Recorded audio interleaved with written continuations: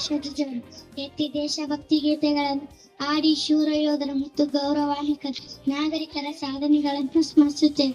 ಇಂದು ನಾವು ಗೌರವಿಸುತ್ತೇವೆ ನನ್ನ ಪರ್ವತ ಮತ್ತು ನಮ್ಮ ಭಾರತದ ಪ್ರಗತಿ ಶಾಂತಿಶೀಲತೆಯಾಗಿ ಶಪಥ ಪಡೆಯೋಣ ಎಂದು ಇಷ್ಟು ಹೇಳಿ ನನ್ನ ಚಿಕ್ಕ ಭಾಷೆಯನ್ನು ಮುಗಿಸುತ್ತೇನೆ. ಧನ್ಯವಾದಗಳು. ತನುಸರಿ ತೆಗ್ಗಿನ ಮನೆ. ವೇದಿಕೆಯ ಮೇಲೆ ಆಸೀನರಾಗಿರುವ ಗಣ್ಯರೇ, ಮುಖ್ಯ ಗುರುಗಳೇ, ಶಿಕ್ಷಕರೇ, ನನ್ನ ಗೆಳೆಯರಿಗೂ ಶುಭೋದಯ ಹಾಗೂ ಗಣರಾಜ್ಯೋತ್ಸವ ಶುಭಾಶಯಗಳು. ನನ್ನ ಈ ಎಲ್ಲರಿಗೂ ಗಣರಾಜ್ಯೋತ್ಸವದ ಶುಭಾಶಯಗಳು. ಗಣರಾಜ್ಯೋತ್ಸವವು ಭಾರತದ ರಾಷ್ಟ್ರೀಯ ಹಬ್ಬ. Doctor B R. ಅಂಬೇಡ್ಕರ್ ಸಂವಿಧಾನ ನಾವು ನಮ್ಮ ದೇಶವನ್ನು ಗೌರವಿಸಬೇಕು. ಜೈ ಜೈ ಭಾರತ. ಧನ್ಯವಾದಗಳು. Good morning everyone. My name is Sanku.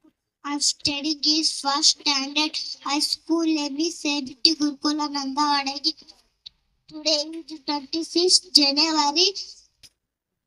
Ashaka Chakra is a part of your India. ಸಂವಿಧಾನದ ರಚನೆ, ಜಾರಿಗೆಗೊಳಿಸೋದು ಇವೆಲ್ಲದರ ಕುರಿತು ತಮ್ಮ ತೊದಲುಡಿಗಳ ಮುಖಾಂತರ ವೇದಿಕೆಯಲ್ಲಿ ಹಂಚಿಕೊಂಡಿದ್ದಾರೆ. ನಿಮ್ಮೆಲ್ಲರಿಗೂ ಗೊತ್ತಿರುವಂತೆ 47 ಇಸ್ವಿಯಲ್ಲಿ ದೇಶ ಸ್ವತಂತ್ರಗೊಳ್ಳುತ್ತದೆ. ಸ್ವತಂತ್ರಗೊಂಡ ದೇಶಕ್ಕೆ ಈಗೆಲ್ಲ ನಮ್ಮ ವೈಯಕ್ತಿಕ ಜೀವನದಲ್ಲಿ ಗಮನಿಸಿದ್ರೆ ಒಂದು ಮನೆ ಕಟ್ಟೋದು, ಒಂದು ಹೊಲವನ್ನ ನಮ್ಮದಾಗಿಸಿಕೊಳ್ಳುವುದ್ರ ನಿಟ್ಟಿನೊಳಗಡೆ ಒಂದು ಬೌಂಡ್ರಿ ಅಂತೀವಲ್ಲ, ಹೊಲಗಳಿಗೆ ಹೆಂಗೆ ಒಡ್ಡು ಹಾಕಿರ್ತೀವಿ, ಇಲ್ಲಿವರೆಗೆ ಇದು ನಮ್ಮದನ್ನು ಚೌಕಟ್ಟುಗಳು.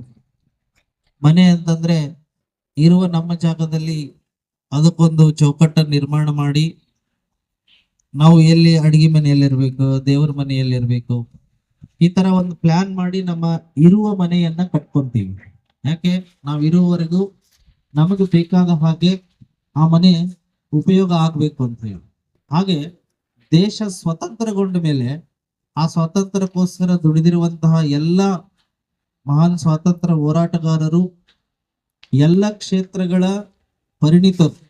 ಈ ದೇಶ ಸ್ವಾತಂತ್ರ್ಯಗೊಂಡು, ಆದ್ರೆ ಇದರ ಬೆಳವಣಿಗೆ, ಇದರ ಭವಿಷ್ಯ, ನಾಗರಿಕರ ಜೀವನ ಇದು ನಡಿಬೇಕಂದ್ರೆ ಈ ದೇಶಕ್ಕೆ ಒಂದು ಚೌಕಟ್ಟು ಬೇಕು. ಇಲ್ಲಿ ಒಂದು ಧ್ವಜಾರೋಹಣ ಮಾಡಿದೀವಿ, ಆ ಧ್ವಜಾರೋಹಣಕ್ಕ ಕಟ್ಟೆಗೆ ಒಂದು ಸುಂದರವಾಗಿ ಕಾಣಲಂತ ಒಂದು ಚೌಕಟ್ಟು ಹಾಕಿದ್ವಿ. ಹಾಗೆ ದೇಶ ಆರ್ಥಿಕವಾಗಿ, ಸಾಮಾಜಿಕವಾಗಿ, ರಾಜಕೀಯವಾಗಿ, ಶೈಕ್ಷಣಿಕವಾಗಿ ಎಲ್ಲ ರೀತಿಯಿಂದ ಬೆಳಿಬೇಕು ಅಂತಂದ್ರೆ ಇದಕ್ಕೊಂದು ಸುಭದ್ರವಾದ ಚೌಕಟ್ಟು ಬೇಕು. ಆ ಚೌಕಟ್ಟೆ ಸಂವಿಧಾನದ ಮೂಲಕ ಈ ದೇಶಕ್ಕೆ ಜಾರಿಗೆ ಬಂತು.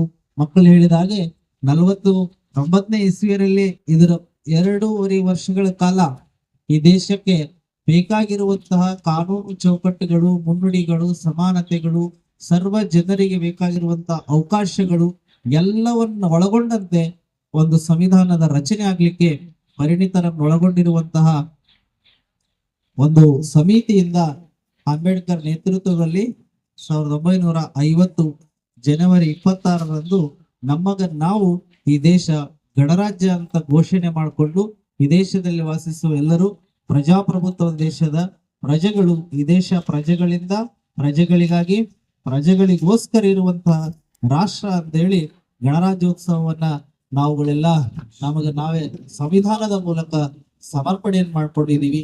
ಇದೀಗ ತಾನೇ ನಮ್ಮ ಮಕ್ಕಳ ನೃತ್ಯ ಮಾಡಿದ ಹಾಗೆ ಅದರಲ್ಲಿ ಸಂವಿಧಾನದ ಪೀಠಿಕೆಯೊಳಗಡೆನೆ ಇಡೀ ಆ ಗ್ರಂಥದ ಅವತರಣಿಕೆ ನಮ್ಮೆಲ್ಲರಿಗೂ ಗೊತ್ತಾಗ್ತದೆ.